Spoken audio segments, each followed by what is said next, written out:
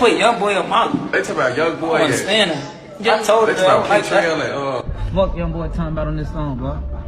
He ain't even like that. You got cap in your rap.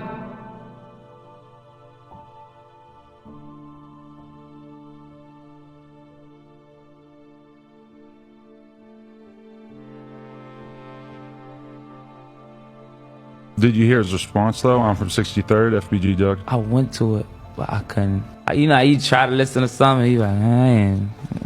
She does have one line that says, "How you tote your gun when your pants tight as hell?" Is that a concern? That's funny. Huh? I can't tote no gun.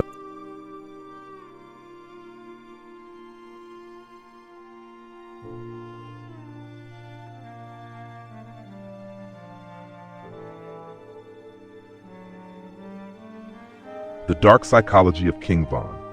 In the dark streets of Chicago, savages were constantly around.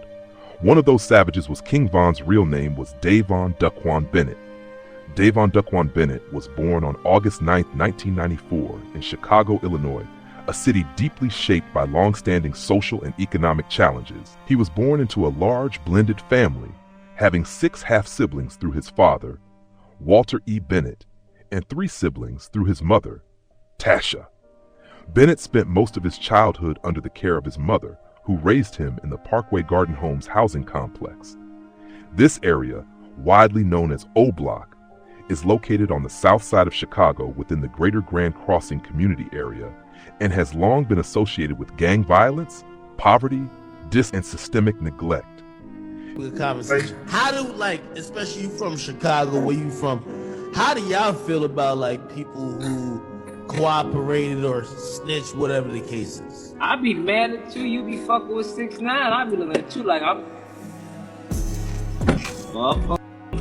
Leave me alone. I'm innocent, Von. I understand, but I ain't into the street stuff. I know, but Mom, you gotta. Damn. I'm back. What's the fuck?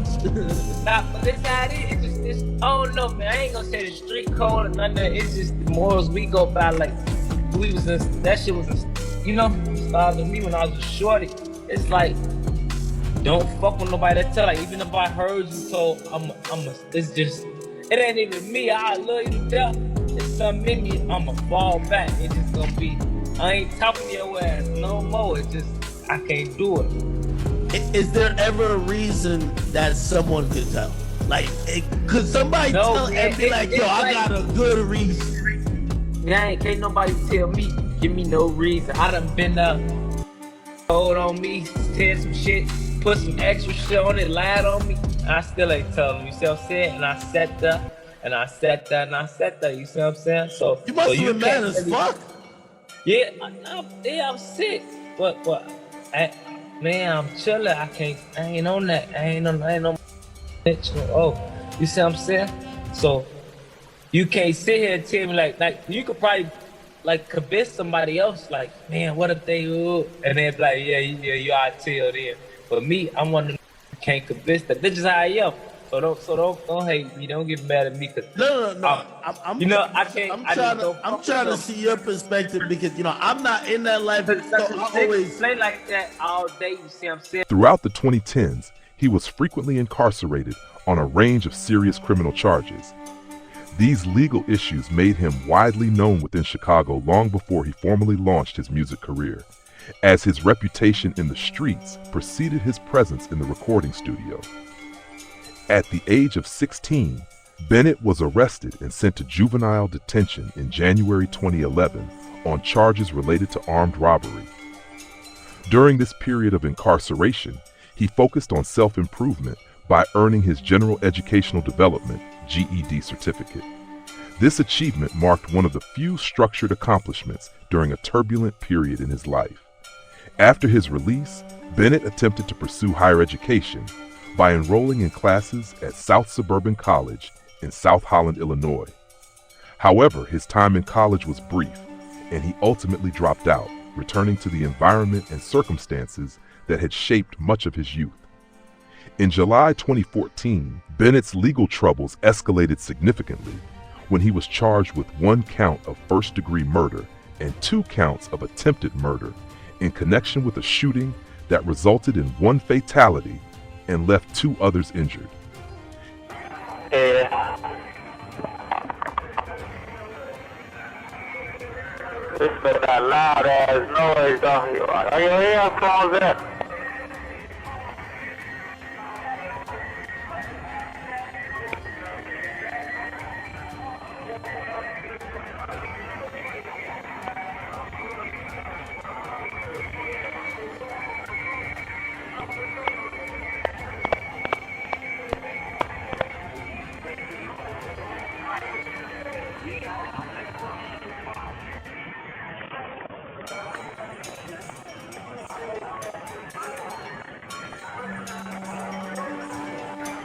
Yeah.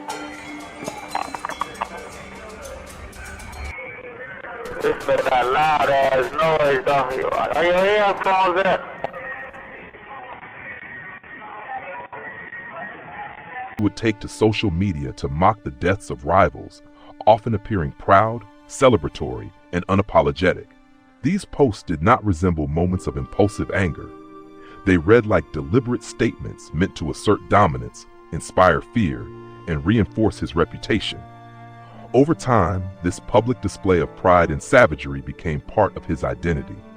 As his life progressed, King Von would rise to success as a rapper. Music became a new medium through which he could document his past and alleged actions, this time wrapped in rhythm and storytelling. Rather than distancing himself from violence, he transformed it into art, continuing to glorify the same dark behaviors that once played out on the streets and online. His lyrics often felt less like fiction and more like confessions, blurring the line between entertainment and lived experience. King Von's life was shaped by a convergence of trauma, environment, and personal choices. While his alleged crimes and street reputation have been discussed countless times, this is not simply a recounting of events. This is a psychological deep dive, an attempt to understand how someone becomes what King Von became, and how a human being can grow so comfortable with violence that it becomes central to their identity. He reportedly beat multiple murder cases, often due to witnesses being unwilling or unable to testify. In street logic, this reinforced the idea that some people need to be gone, and that consequences were avoidable. King Von was predominantly raised by his mother, Nat, who was caring for him and 3 other children. His father, Davon Bennett Sr., was in and out of prison and deeply involved in street life. Known by the name Silk, his father had ties to the Black Disciples, one of Chicago's most notorious gangs. This instability meant that King Von grew up without a consistent father figure, and in environments where criminal behavior was normalized rather than discouraged. When King Von was just 11 years old, his father was killed. This loss created a deep emotional void during a critical stage of development. Even before his death, his father's frequent absences deprived King Von of a stable male role model, something essential for forming identity, self-worth, and a moral framework. Adding to this, King Von's stepfather was also a drug dealer. While the drug money provided material items like new shoes, it offered no positive guidance or vision for escaping the streets. In King Von's eyes, the streets were not just unavoidable, they were glorified. Growing up on Chicago's South Side meant constant exposure to violence. Shootings, death, and fear were part of daily life. King Von himself described being outside constantly, witnessing gunplay at a young age.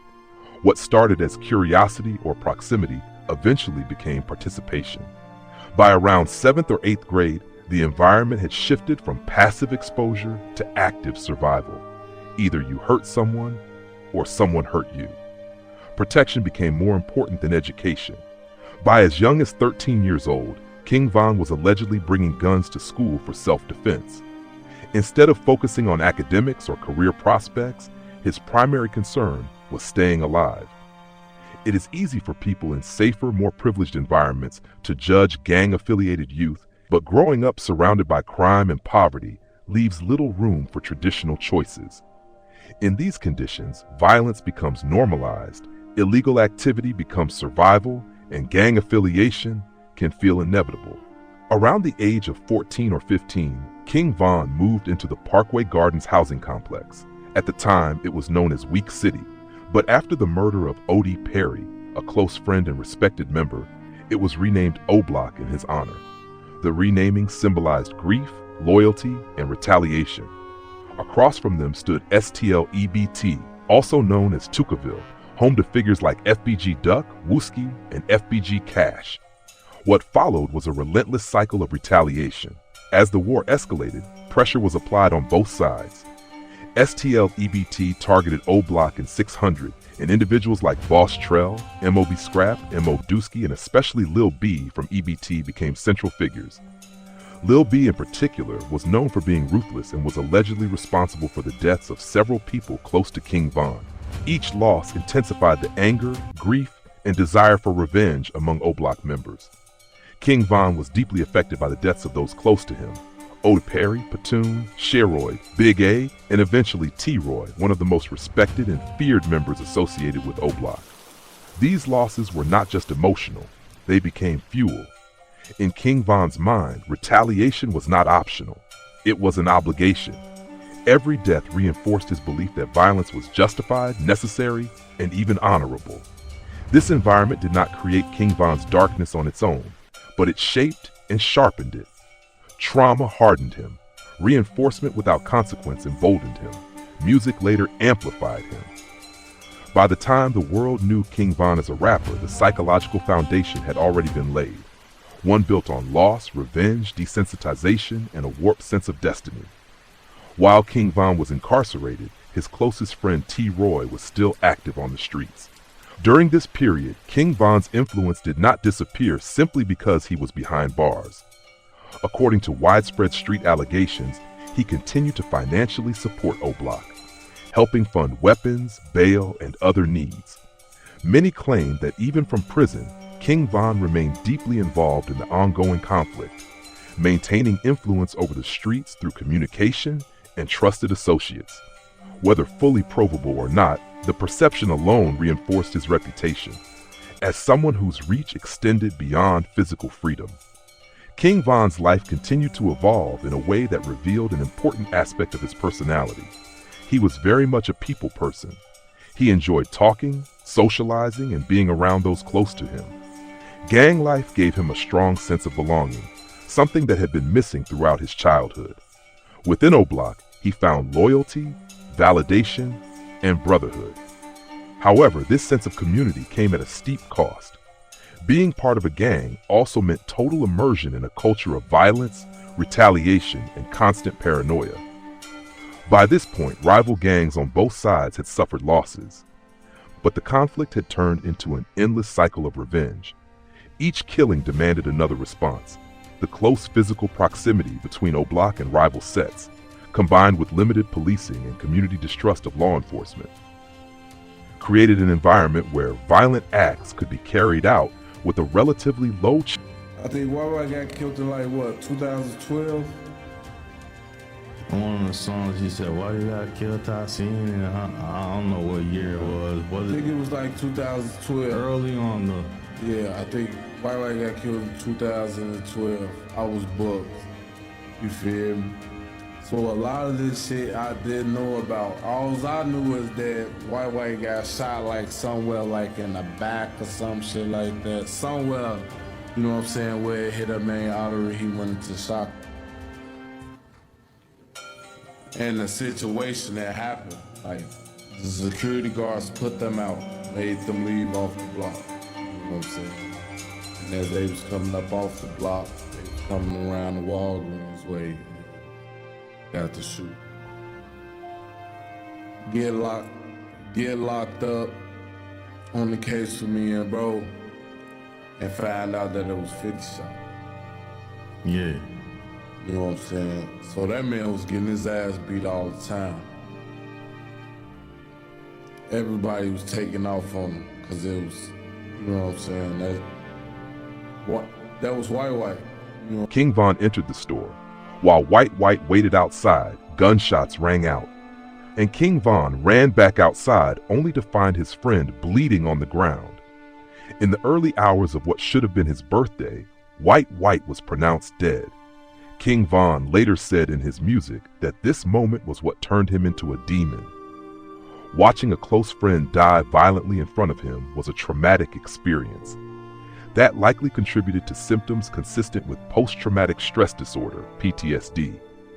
Emotional numbness, heightened aggression, hypervigilance, and intrusive memories are common outcomes of such trauma. In King Von's case, emotional numbness appears to have been the most significant. Once that emotional barrier collapsed, killing no longer carried the same psychological weight. It became action and reaction. Within the next 3 months, King Von was allegedly involved in multiple homicides. On October 13, 2012, he and his right-hand man T. Roy were accused of fatally shooting a 17-year-old named Modell. Less than 3 weeks later, on October 30, 2012, 23-year-old Derek Can't Get Right Johnson dropped his cousin off at school before heading to get coffee. Shortly afterward, gunfire erupted. Can't Get Right was found face down, shot 16 times, with wounds to his neck, chest, back, and face. King Von was heavily implied by street sources as being involved. Though never convicted, what stands out is not only the brutality of the attack, but King Von's behavior afterward. Unlike violence driven purely by survival, his reaction suggested something more disturbing. King Von was an active user of Twitter, now X, and his posts provide rare insight into his mindset. Following the deaths of Model and Can't Get Right, he tweeted statements that many interpreted as indirect confessions or taunts. 1 week after Can't Get Right's murder, he tweeted about shooting someone 6 times in the face. A week later, he doubled down with a similar statement. While official reports did not specify exact shot placement, Can't Get Right had indeed suffered multiple facial wounds, making the tweets especially chilling. Rather than distancing himself from the violence, King Von appeared to relive it publicly. This suggests that the murders provided not only a sense of retaliation, but psychological gratification. In early November, he tweeted about deaths in October, and ominously asked who would die next in November, an alarming example of how casual death had become to him. However, rumors surrounding Can't Get Right's killing remain divided.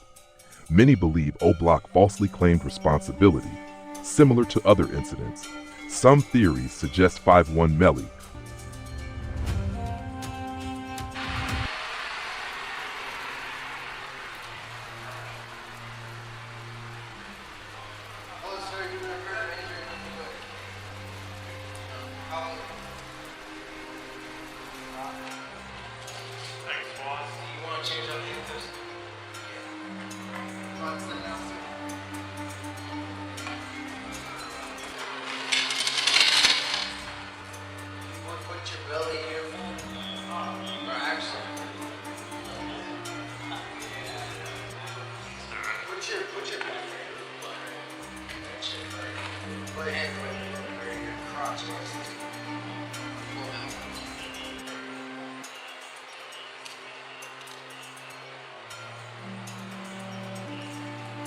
Put your right hand on top of your head. I honestly don't know why you're listening. Somebody just told me.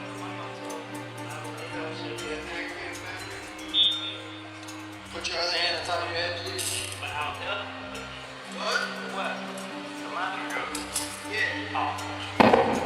Just face it. Just change it. Really did some face it.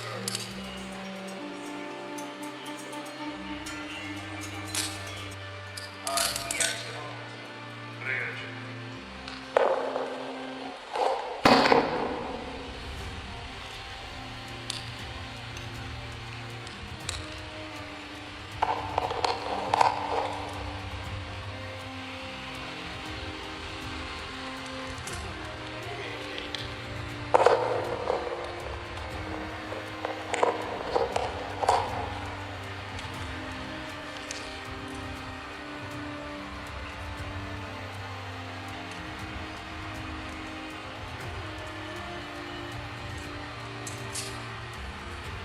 So because of method of transport, we are going to put another pair of shackles on here.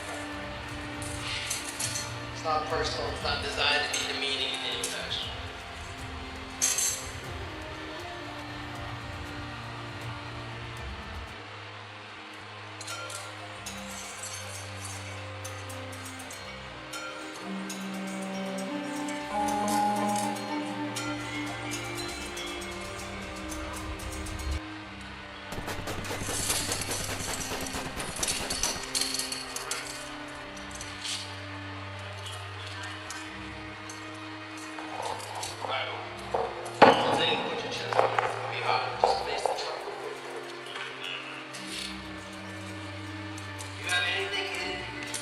King Von never publicly displayed guilt or regret for the violence he was accused of. On the contrary, he often showed pride, excitement, and even enjoyment, giving the impression that he wanted to continue. Alongside these traits were strong narcissistic tendencies. His social media accounts functioned almost like an open diary where he boasted about violence, reinforcing a sense of superiority and a need for admiration. By the age of 18, King Von appeared to embody a combination of narcissism, psychopathy, and profound desensitization to murder. These traits did not diminish with time. Instead, they seemed to intensify. In 2012, he was imprisoned for unlawful possession of a firearm and remained incarcerated from November 2012 until February 2014. Rather than rehabilitating him, this period appeared to further solidify his criminal identity. Once released, violence quickly resumed.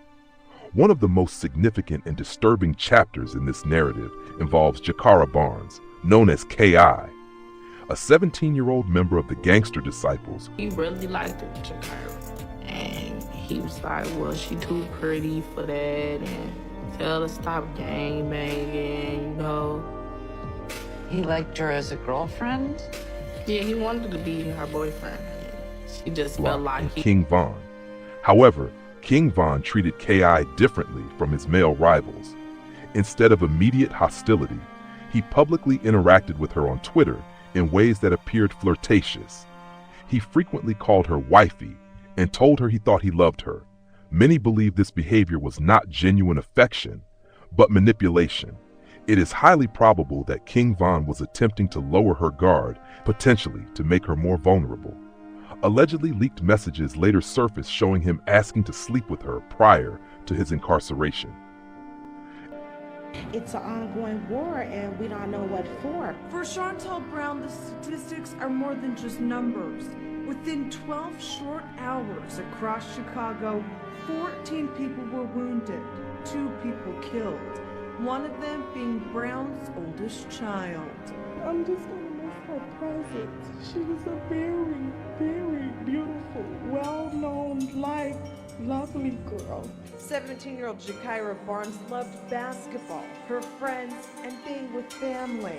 I love her, and I'm gonna fight for her to have justice, because I don't think it's fair that we're losing our kids being gunned down every day in the streets. It's still under investigation what exactly happened Friday afternoon in the 6400 block of South Eberhard, but neighbors say Barnes and a friend were walking along the sidewalk when a gunman started firing. When the bullet hit her so hard, she fell on the step.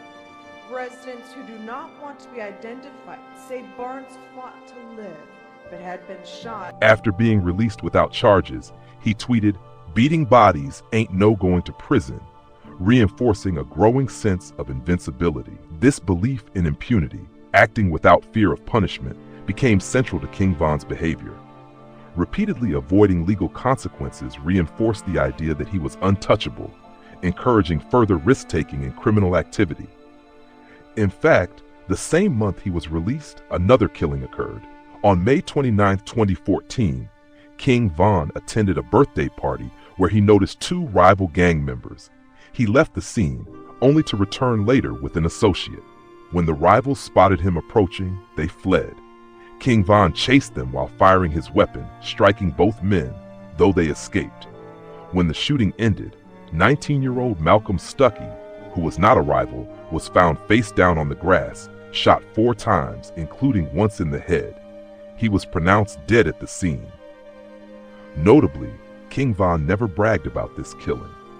This distinction is important.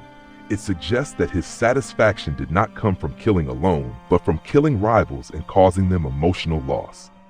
Violence for him was about dominance and humiliation, not just death. King Von remained incarcerated for this case from June 2014 until December 2017, spending 3.5 years in jail. In a remarkable turn of events, a key witness backed out at the last minute and he was acquitted. Once again, he escaped long-term punishment, an outcome that almost certainly fueled his grandiosity and narcissism. After his release, King Von grew close to Lil Durk, who recognized that Vaughn's street reputation and stories would resonate deeply within the drill music scene. Encouraged by Dirk, King Von began rapping, transitioning from Twitter boasts to music. Lyrics such as "Caught a body," "Beat that body," "Catch some more" blurred the line between art and confession. He even bragged about being 3 bodies away from double digits, a chilling statement that led many to label him a serial killer, defined as someone who murders 3 or more people over time, driven by psychological gratification. Whether motivated by revenge, thrill-seeking, or attention, King Von appeared to derive fulfillment from violence. Music gave him a new outlet to glorify these acts without directly pulling the trigger. His fame elevated him, placing him on a pedestal for behavior that would otherwise be universally condemned. In August 2020, rival rapper FBG Duck was murdered in Chicago. Though King Von was not present, he allegedly placed a $100,000 bounty on Duck's head. This further supports the idea that his satisfaction stemmed from seeing rivals die, not necessarily from committing the act himself. In October 2020, King Von tweeted that he had done everything others were doing in the streets, times 10, gotten away with it, gotten rich, and would never be equal to anyone else. The tweet radiated pride and superiority, but that sense of invincibility would soon collapse. After a show, King Von encountered Quando Rondo outside a club. A fight broke out almost immediately. Quando's associate, Lil Tim, exited a vehicle and opened fire. King Von was struck multiple times and later pronounced dead. King Von's psychological profile was shaped by early trauma, environmental conditioning, and repeated reinforcement of violence without consequence. 2 men killed in an overnight shootout with Atlanta police and 2 groups of people. Joe Ripley has more as the GBI steps in to investigate. Atlanta police say 2 people are dead after an officer-involved shooting here on Trinity Avenue in downtown. As dawn turned to daylight, you could make out dozens of evidence markers. GBI crime scene investigators combing the scene. Pretty active scene, pretty chaotic. Atlanta police blocked off Trinity Avenue from Forsyth Street to Ted Turner Drive. They say just after 3 this morning, 2 groups got into a fight outside Club Monaco. 2 off-duty Atlanta police officers were nearby. Police officers, once they noticed what was happening, attempted to intervene and to stop the situation, but it continued to escalate with them being there. The arguing intensified, ended in gunfire with 2 dead, 1 in critical condition, and 2 people in stable. To some, King Von lived far longer than expected given the life he led. His story stands as a disturbing example of how unchecked trauma, violence, and perceived invincibility can spiral into irreversible outcomes.